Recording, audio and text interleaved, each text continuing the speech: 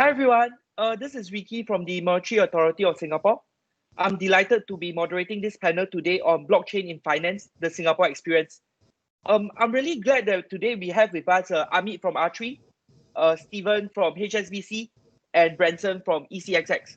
So we will just jump right into this discussion. So maybe we could have our panelists share a little more about what you are doing currently. So let's keep the usual very boring introduction and just tell me what is the most exciting thing which you are working on currently. Maybe we can start with Amit, then Stephen, and then Branson. Sounds good. And look, it's great to be on the panel here with you, Vicky, and Branson and Stephen. So thanks for the opportunity. Look, from our perspective, we have been in the distributed ledger technology space for over 6 years now. We started off in 2015, and we started off as a consortium of financial institutions, and now we are a software company. So what's most exciting for me right now is the products and services which we are building to not only make DLT very easy to use for our customers.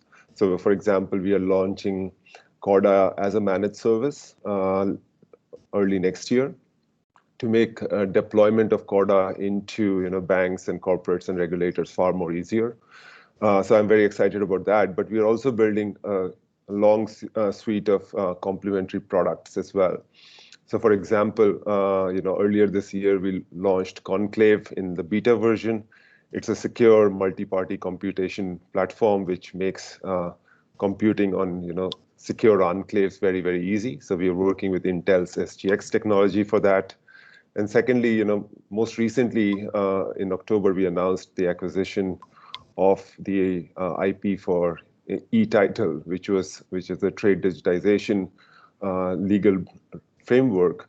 And what we are trying to do there is natively digitize the electronic bills of lading, which is a key document for trade on Corda. So I think what excites me is not just the progress we have made on delivering Corda to many companies and corporates and institutions, but also these complementary products which we are building on top of it. Okay, thanks, Amit. Stephen, what about you? Yeah, thank you, Vicky and Amit. So in HSBC, we have been working with the key industry players across the sectors as well as financial institutions to explore the use of blockchain as a solution to resolve for the industry pain point for several years.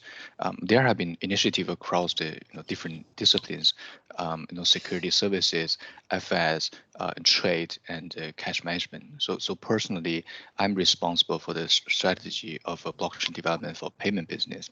So my team actually focuses on the leveraging blockchain technology to improve the digitization and the payment experience for multinational corporates.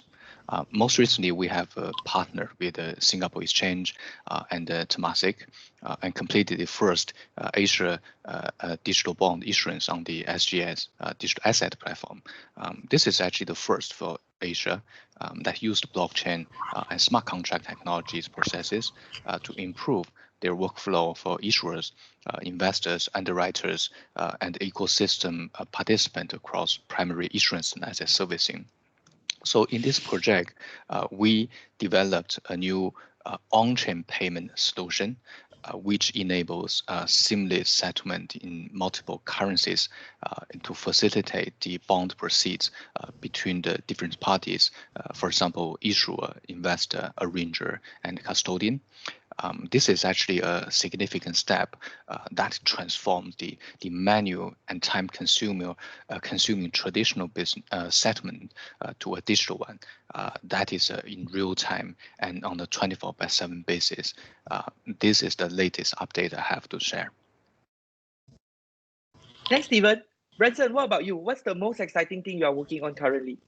Yeah, thanks, Vicky, Stephen, Amit. Yeah, so for myself, I think my first foray into blockchain started in 2016. And as they say, you fell down the rabbit hole. But essentially, I started off, we did an ICO in 2016. There was not much clarity around blockchain space. But ever since that, in 2018, I went into cryptocurrency exchange. And also during that time, we started engaging MES because we understand that ICO, although in its very raw form, it's another form of fundraising and the likes of it. But we feel that there was not much fundamentals backing it. So we potentially feel that this is something can evolve into a more sustainable model, and that's when we started engaging MES to look at security tokens.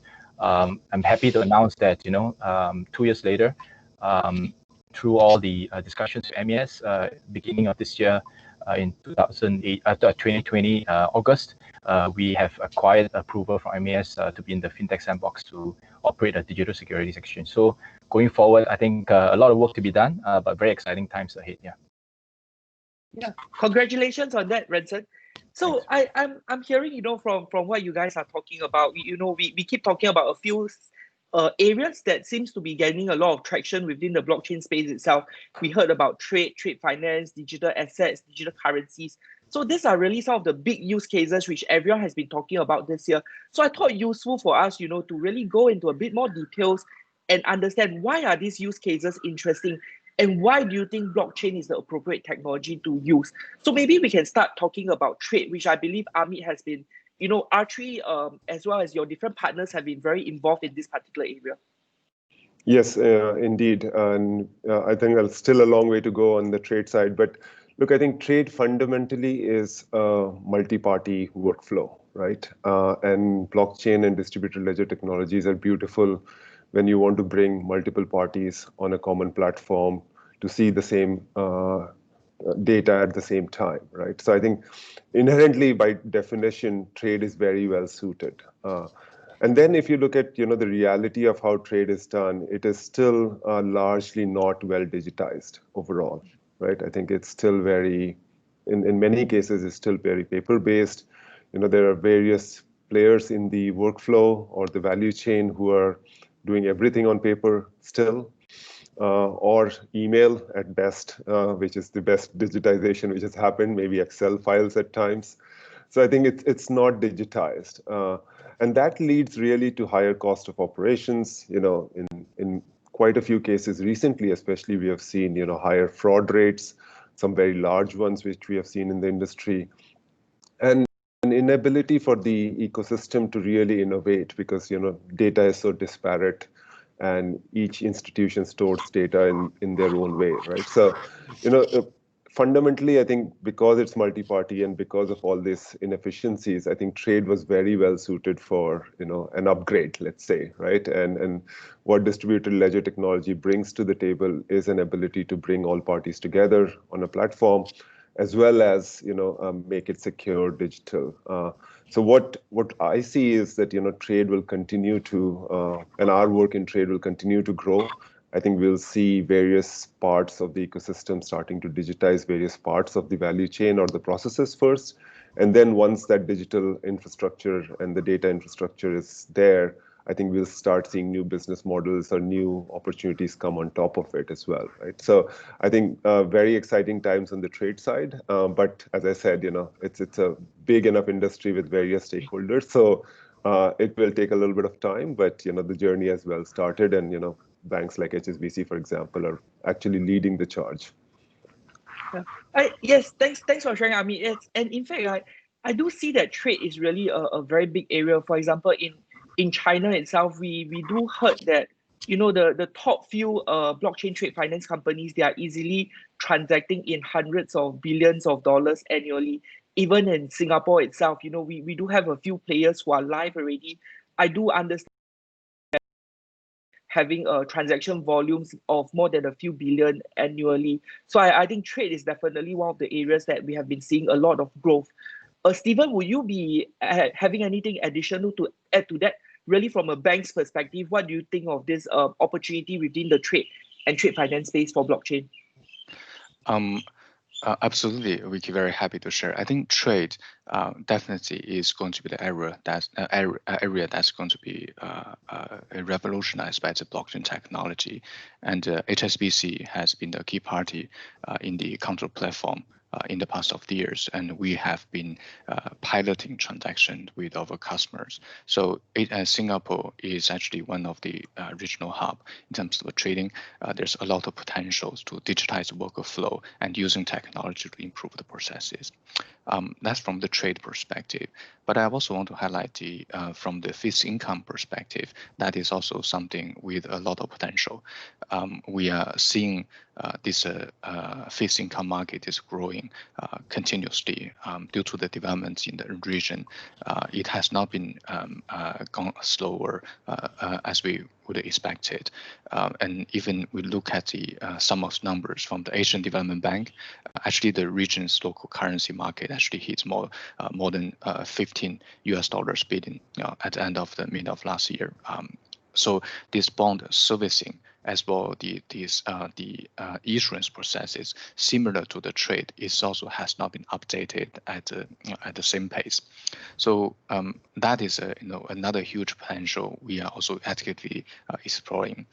And secondly, I think what is common to these two interesting use case is actually the payment application. So we are seeing the new applications leveraging on the same on-chain payment solution we developed across multiple sector use cases in trade, in fixed income, healthcare, logistics, or real estate, and of course those technology sector.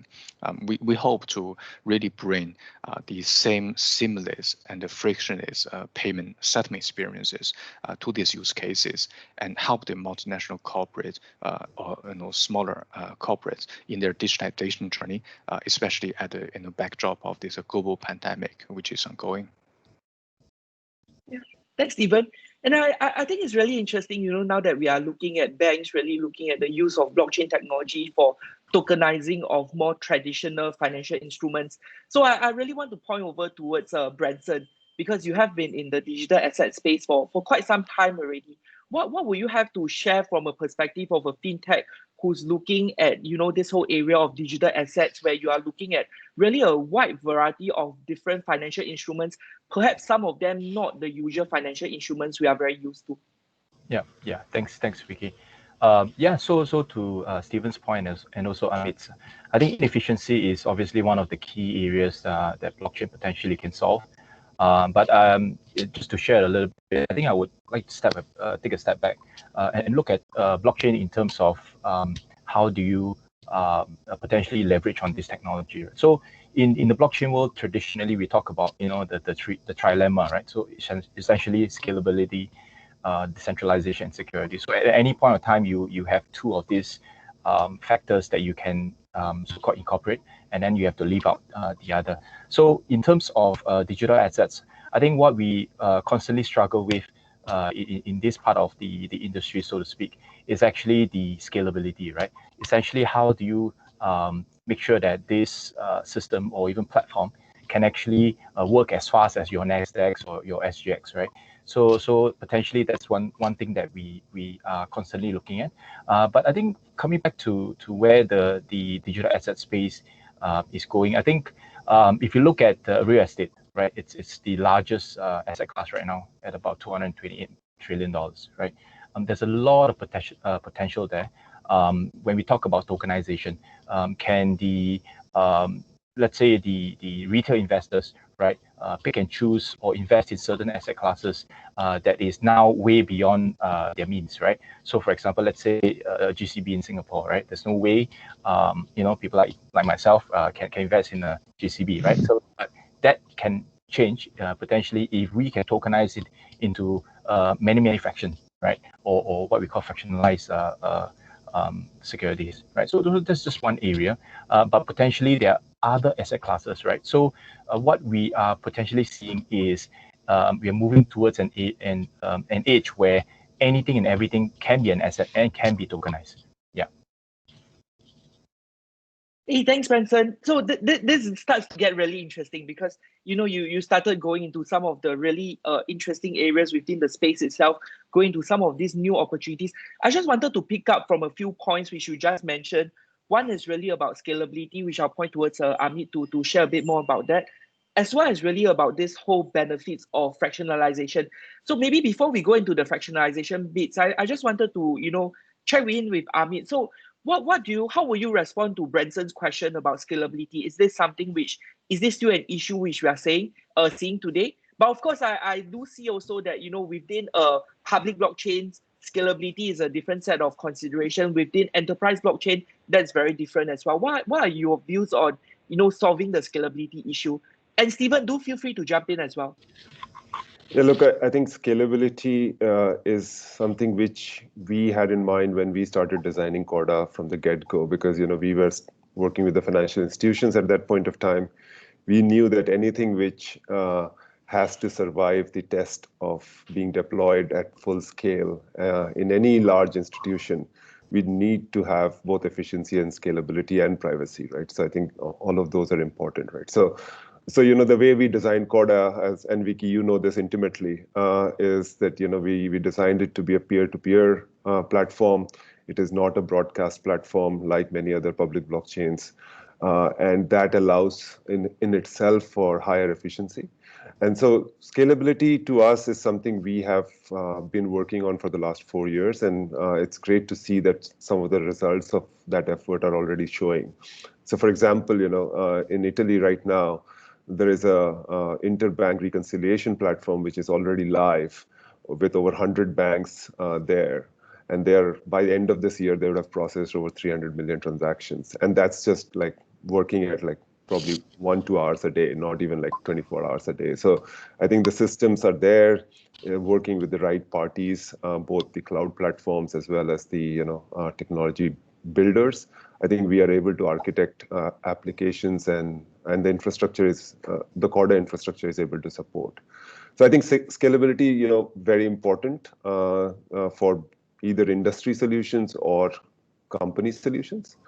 And I think we feel very comfortable that at least Corda is both designed and ready to be scaled, and is already getting there in many cases. Yeah, Branson, so how would you respond to that? But we do see that the scalability problem is also being worked on quite significantly within the public blockchain space as well. So, for example, quite some of the different protocols have looked at different mechanisms, for example, like shardings and other different ways of improving that. How do you see that evolving?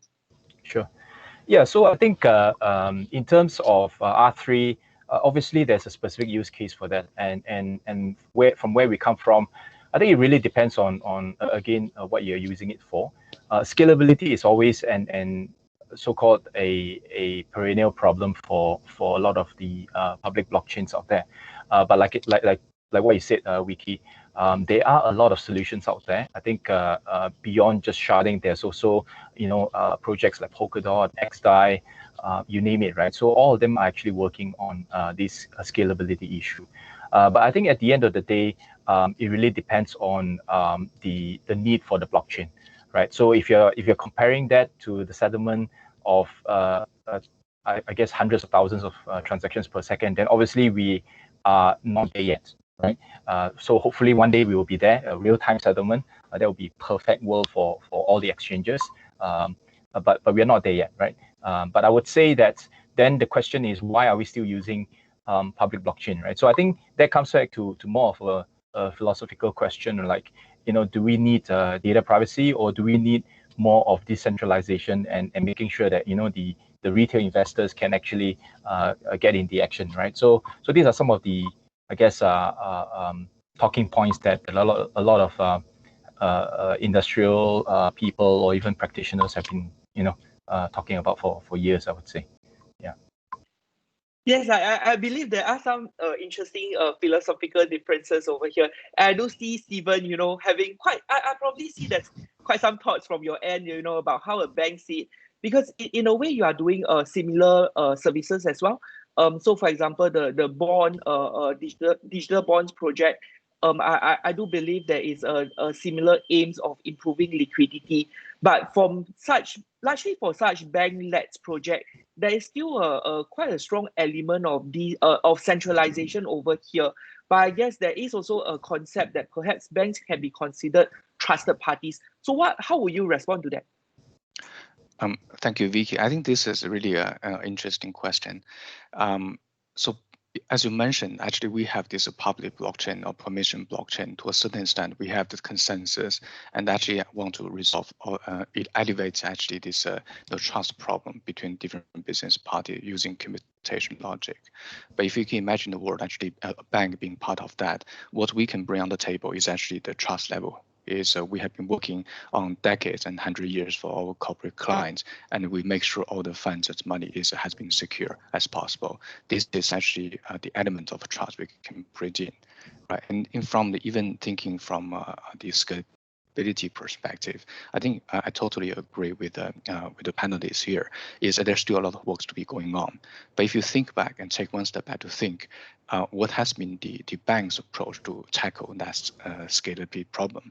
We have gone through the same cycle of scale, and from the processing the transactions perspective, what we hope to see is the integration between the new world of the blockchain ecosystem to the existing financial infrastructure, where we can actually do our part, leverage on our capability to scale and our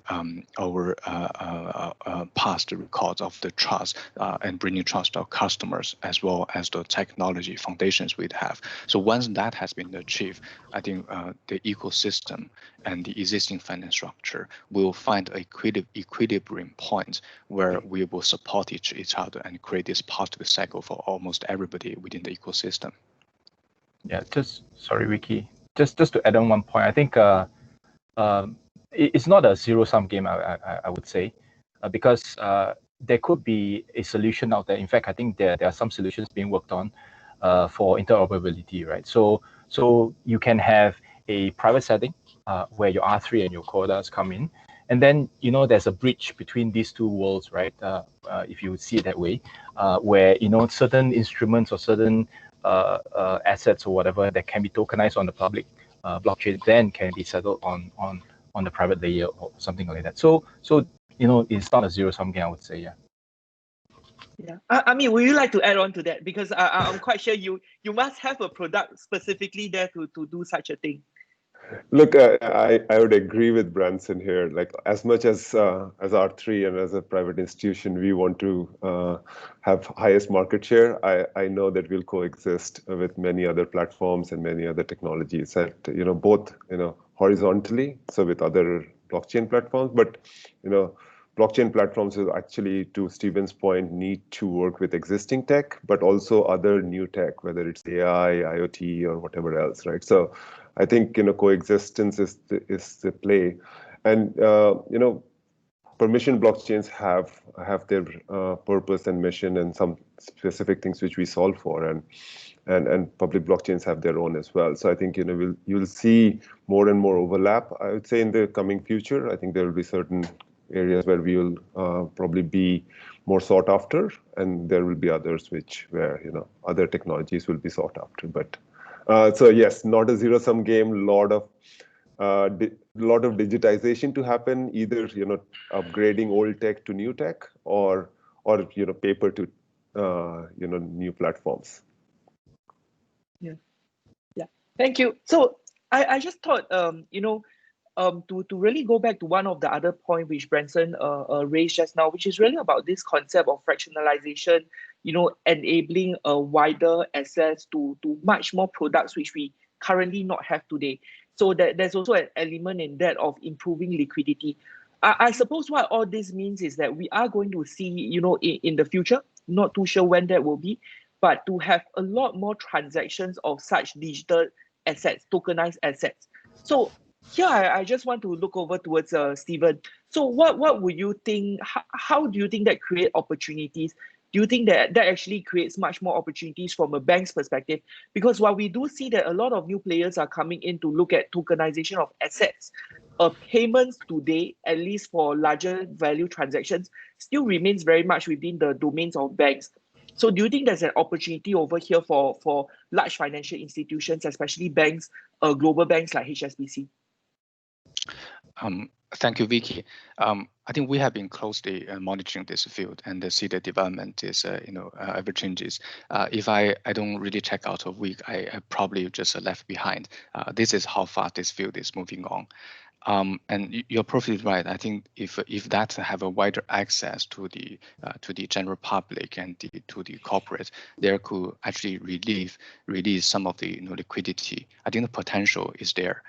But from the bank perspective, actually, we also want to make sure the existing regulatory framework, the legal framework, as well as how that as an international bank, how that operating model and involve a cross-border basis will be well established. I think that's the areas we look at. We look at the opportunity, but we also look at perspective, how do we support and how do we actually view such new asset tokenization opportunities. I think from a payment perspective, I think you also mentioned there's a payment element to almost every single thing around this asset tokenization. We actually look at where the client's demand and to make money of asset tokenization. What we can see is there's a demand of real-time transaction being settled, and how that's going to be in processed by the bank with extended cutoff time. These are fundamentals. That's why we actually developed the technology, try to exploring the use of existing bank capabilities to enable that. So I think if we put all these pieces together, it is still in motion. We develop throughout different directions, looking at different aspects. Once that's been achieved, we're going to have a clear picture of how that the bank will play a bigger part into that. Okay. Thanks, Stephen. So actually, the other question which I'm really interested in is, we talk about a lot about digital assets, digital currencies, new modes of payments. Do you have a sensing of when all these projects will go live? Is it something which we are looking at in the near term, say 1 to 2 years, or is it something that we are looking at, far, far beyond the horizon? I think maybe I can start.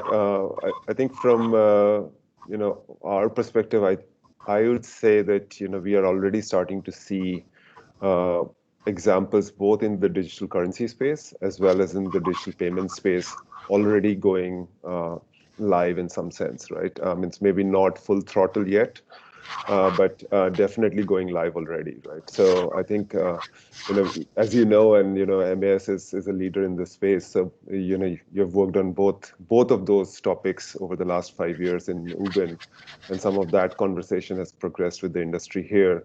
But in other markets like Thailand or in Nordics or in parts of like Cambodia is live, for example, with the digital currency. China is actually live with the digital currency, right? So I think you're seeing digital currencies becoming true and not a vision of 10 years from now. And I think we recently ran a working group on the digital currency space, and you were part of that, Vicky, or MAS was part of that, and we brought together over 120 organizations globally, including the Fed, IMF, and many other central banks across the world. And the conversation really is that there are some things which are needed, so some building blocks which are needed, which are not just technology. There's some governance aspects, there's some policy aspects. There's some political aspects to doing this on a new technology platform, but I think we felt that a lot of the conversation was about how to make this happen next year or the year after, right? Rather than, look, this is 10 years away, so let's just chit chat now, right? So that's not what's happening. On the payment space, I would say private institutions like HSBC or even the payment networks are already jumping on and leveraging blockchain technology, right? So that's already real live. You see NPCI in India, for example, building something. Ubin 5 was about payment, multi-currency payment network, right? So I think that there is a very, very many examples of either regulators or pseudo public-private enterprises or just private enterprises leading the charge on payments. So I think the future is now, or 2021 should be exciting. Yeah, if I may add on to Amit's point, right? I think our starting point of that is actually the application, the use of blockchain is focusing on the real client's problem. they wanted to solve by using this technology. So our conversation with the clients point to the fact that blockchain and smart contract has merit to improve the digitization and the processes. And what is required is actually how to connect the money flows into that blockchain-based ecosystems. But there are still a couple of the points we really have to consider if we want to talk about the timeline of a new initiative like a digital currency. I think first of all, as a payment instrument, if we don't talk about their speculation nature, the crypto or the digital currency will involve the exchange process, which may potentially introduce the cost into the overall workflow. And if we're talking about corporate treasuries users, we are talking about large value transactions and then time critical. They will have to accept this extra cost as part of running their business. And from a procedure and a process perspective, that have to be being embedded into their existing workflow. What is going to happen realistically is going to be a business case being put up and then justify the investment and change of procedure. I think that will take some time for corporate treasuries to really develop that. I think, and at the same time, what we hope to see is actually leverage on our existing financial infrastructure connecting to the ecosystem out there, which actually will help to accelerate the adoption of the blockchain technology overall. Yeah, just to add to what Amit and Stephen has just said, CBDCs are really happening. I watched Bill Winters and Piyush talked about this yesterday. Yeah, so in fact, your DCEP in China is being rolled out to JD.com. So I think that's a massive rollout. But having said that, I think from the asset tokenization part, to Stephen's point, there are still some frictions, I would say, because we are so-called at the grassroots, right? We are working with the projects. We see a lot of interest from asset managers with huge real estate portfolios, right? So, and they are very interested in dipping their toes or even trying out, how they can leverage on this technology. But I would say that there are a lot more work to be done from the asset tokenization point of view, and primarily due to a certain friction like DVP and things like that. Obviously, Project Ubin has experimented with all this. So from the private sector kind of view, I would say that we are experimenting with this, and I think it's interesting times. Yeah, that's all I can say. Yeah. Yes, I think this week is really interesting times. So we are hearing announcements coming out related to some of these areas. We saw some announcement from a large digital assets company. I believe SDX mentioned something yesterday. And I do believe that we are going to hear a lot more announcements in the coming week as well in the areas of digital assets as well as digital currencies. I think this year has really been a year of production for many of these companies. People are really gearing up for production or pushing towards production, starting pilot trials with intention to roll out very soon. So I think this is really a big, amazing time for the industry. I just wanted to talk more about the Singapore angle. So, we have been talking about opportunities in terms of trade finance, digital assets, digital currencies. A lot of this relates back to the competitive advantage of Singapore as a regional hub for trade, regional hub for finance, regional wealth management hub, regional fintech and blockchain hub.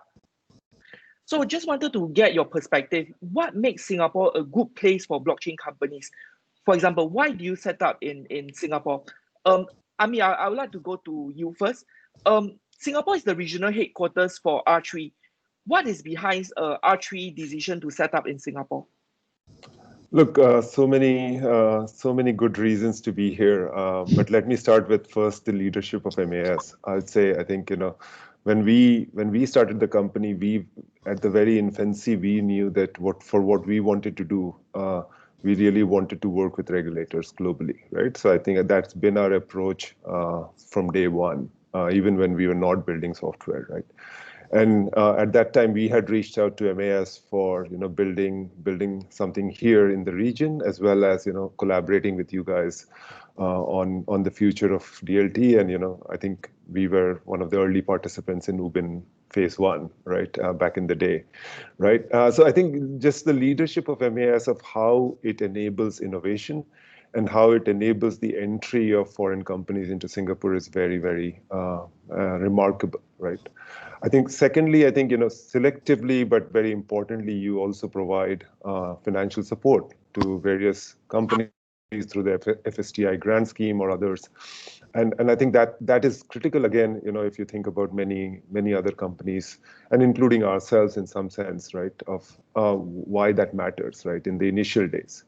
I think, complementing what MAS does is the real ecosystem here in Singapore.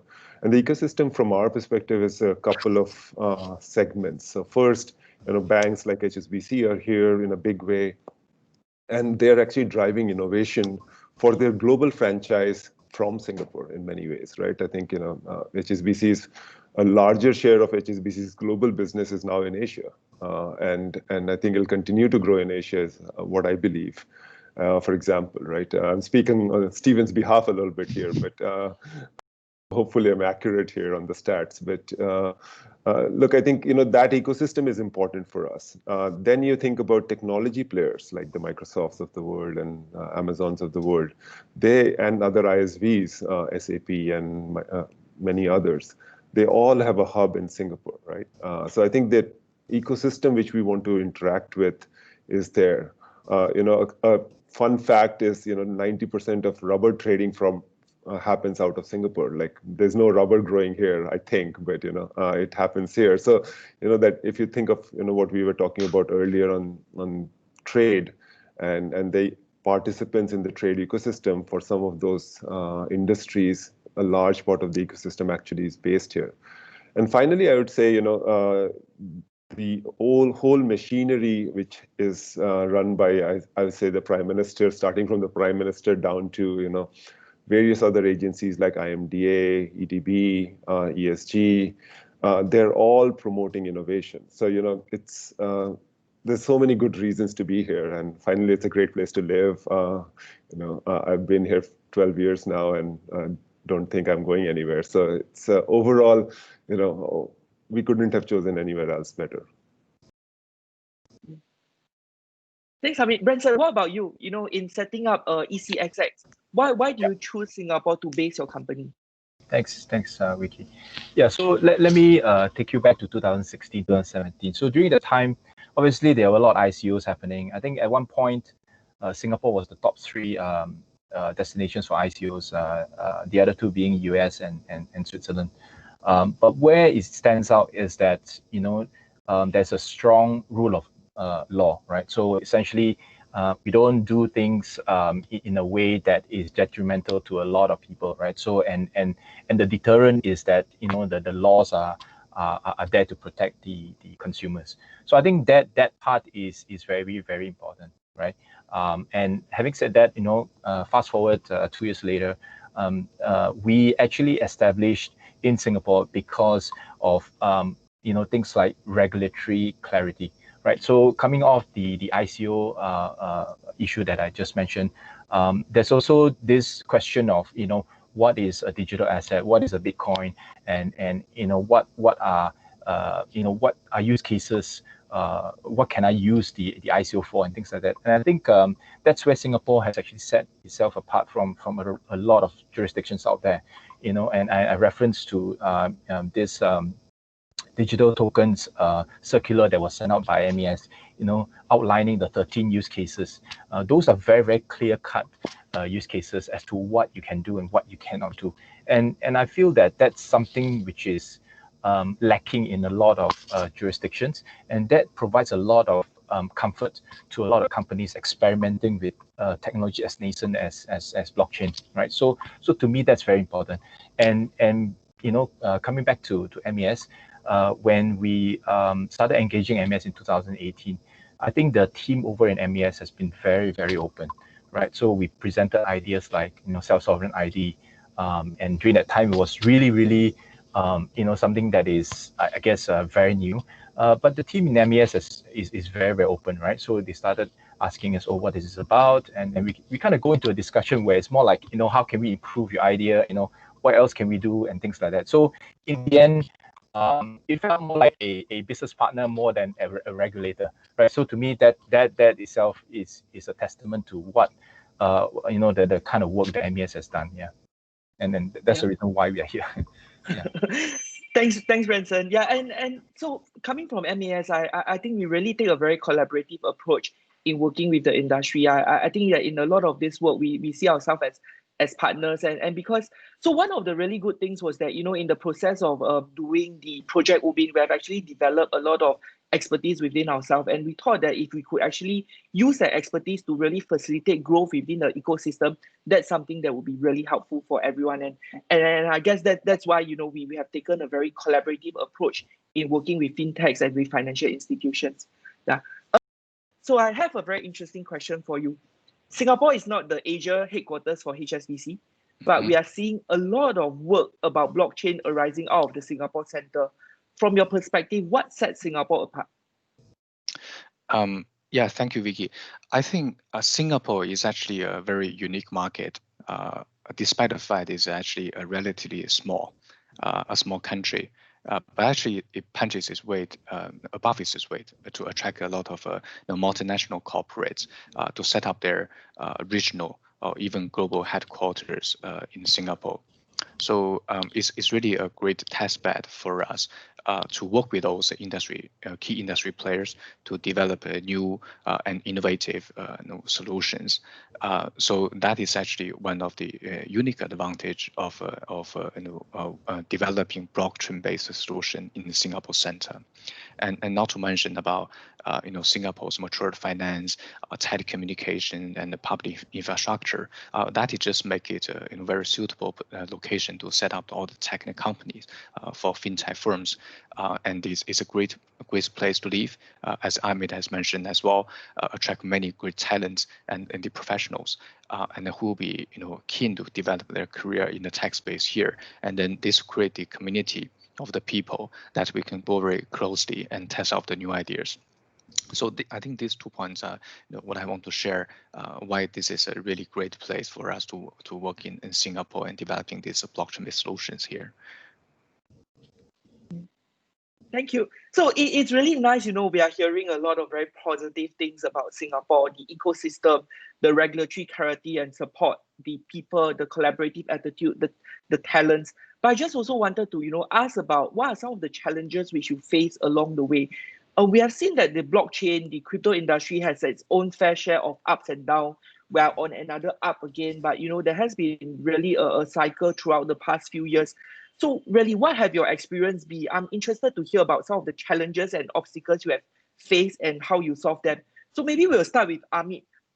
We saw quite a few of the early blockchain platform companies changing their business strategy. What do you think that says about the business climate of blockchain in general and specifically in the Asia region? Yeah, look, I think in some sense, blockchain bloomed as a true enterprise-led industry in 2014, 2015 timeframe, and we started off around that timeframe as well. And as you know, again, we ourselves have pivoted dramatically from where we have started, right? So we started off as a consortium of financial institutions. At that time, we were primarily a services and consulting and an innovation company working collaboratively with banks and other institutions to see how we can deploy blockchain technology, not our own at that time, into these enterprises, right? And we realized that, at least at that point, when the key challenge was, how do we solve for privacy? How do we solve for scalability? And how do we solve for, to some degree, interoperability between applications, right? And I think that was the challenge then, right? And that's what led us to pivot to build Corda, because we felt that nothing available at that point was fit for purpose. It didn't meet the needs of the industry, so we started building Corda to address some of those questions. I think, inherent in building an industry and inherent in building a new company is the need to iterate, the need to pivot, need to address what is the key problem. So, what we are solving for now is not education anymore. I think banks like HSBC or many other institutions are very well versed internally. They have large enough teams. They understand the tech. They understand what is good, how it fits into their current environment. I think what we are solving for now is how do we make blockchain overall and blockchain in coordination with other platforms, whether it be, again, as I said, legacy tech or new tech. How do we make that very, very easy to use, right? And I think that's the key challenge which we are working on, and make this easy to use so that institutions can deploy the application very easily and scale transactions and processes through that application. So I think the journey has been what I would have expected if I were sitting back in 2014 and trying to write what the next 6 years would be. I would say, we'll go through our ups and downs, and naturally, there'll be some bumps on the road. But this is expected of any new industry, any new company, and I think it's a good thing in some sense. I think we are at a stage where we are starting to provide a lot of value to either industries as a whole or companies who we work with. Yeah. Thanks, Amit. I suppose that as a platform provider, the type of bumps and you get along the way is probably a lot more manageable. Branson, so you started up in the crypto and digital asset space in 2016. I think those were days when just the mention of blockchain is enough to probably scare a lot of people off. So how have your experience been? What were your challenges, and how did you manage to resolve them along the way?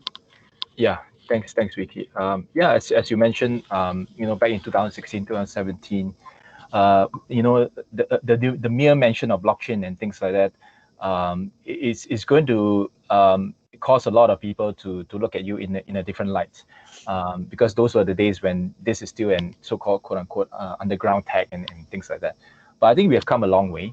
During that period, I think we did a lot of education, right? So even myself, I got involved in Singapore Fintech Association and subsequently Blockchain Association of Singapore. What we do is that, we try to engage the different entities or financial institutions to help them understand that this technology is not as scary or as dark as it seems to be, right? So I think education is one.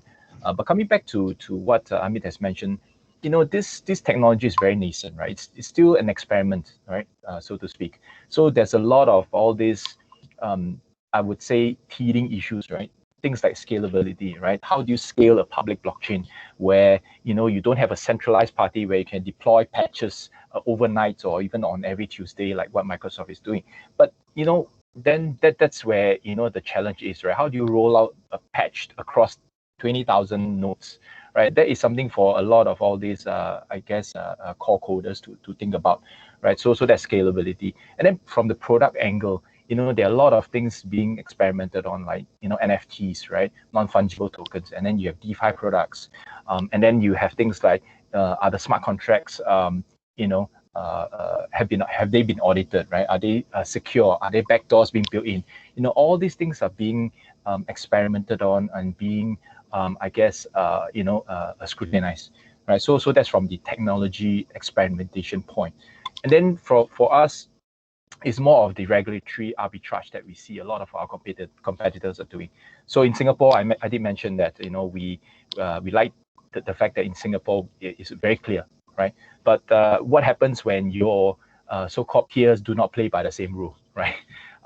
So that's something that we constantly have to, grapple with, right? But at the end of the day, I think we put our foot and we realize that, the only way to go for this technology is to understand how can we work with the regulatory compliance world to help understand that, this is something that we need to work towards, rather than, I'm working on this in my basement and therefore I don't care about the rest of the world. So this is something I think, we have come a long way, but, we are headed in the right direction.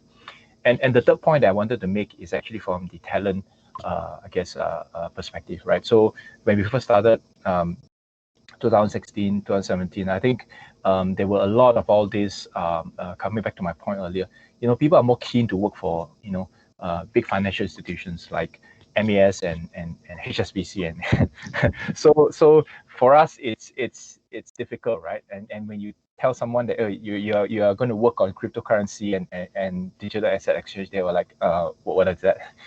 So we had a hard time trying to attract talent. But having said that, I think again, times have changed. I think people are more interested in working in this space. In fact, I've spoken to a few MBA students. I've spoken to even poly students who are interested in joining this space. So again, I think we are doing some good work, but there are a lot more things to be done. Yeah. Yeah, I suppose a lot of the developers in the 2016 those days, if they were paid in bitcoins, they must be really laughing to the bank today. Yeah. So Stephen, just wanted to hear your perspective as well. I mean, as a bank, do you face similar challenges, or are there very different variety of challenges which are? Sure. I think that the point of talent, brought up by Branson is a quite interesting point. Actually, in the current environment, what we have seen is that actually most of the tech talent will not think of joining a bank as their first option. In their mind, they have been thinking banks as a traditional industry, and which may not have the right environment for them to grow and to experiment and encourage innovation. That is people's perception. But however, as we continue to develop ourselves, you see HSBC has proven itself in Singapore to be at the forefront of the innovation and pushing the innovative solution forward together with our corporate customers as well as partners. And we have been also actively embedding ourselves into the Singapore fintech ecosystem and the landscape. Part of that actually attributed to the work we have done in Project Ubin, as well as our partners like R3 community. And in the future, we'll just look forward to working together to develop a solution in the new digital world. Yeah. Thanks, Stephen. So this is really interesting because, on blockchain talent, we have heard from Branson, it's difficult for the fintech blockchain companies to attract talent. Stephen, as a bank, is facing similar issues as well. Then, Amit, what about you as a blockchain company? How do you see that perspective about talent? Look, I think for us to grow, we have the business and sales side of the talent pool, as well as we have the technology side of the talent pool. I think, where we sit today, I think we are lucky to, we made choices in our technology platform which allow us to recruit from a large talent pool. So, for example, we built Corda on a Java-based language, which then makes it easier for a Java-based developer to learn what distributed ledger technology is and join R3 as a Corda developer, right? So I think we made some good choices, but inherently, I think, as Stephen said or Branson said, I think we all are fighting for the best talent, right? And I think that's always the case. I think one area where I would say there's a potential for us to do more in Singapore is to grow the technical talent pool, right, here. From a volume perspective, I think what exists here is of good quality, but I think given how many companies are setting up in Singapore and how much we all want to grow and do innovation or build businesses here, I think we need more people of technical caliber.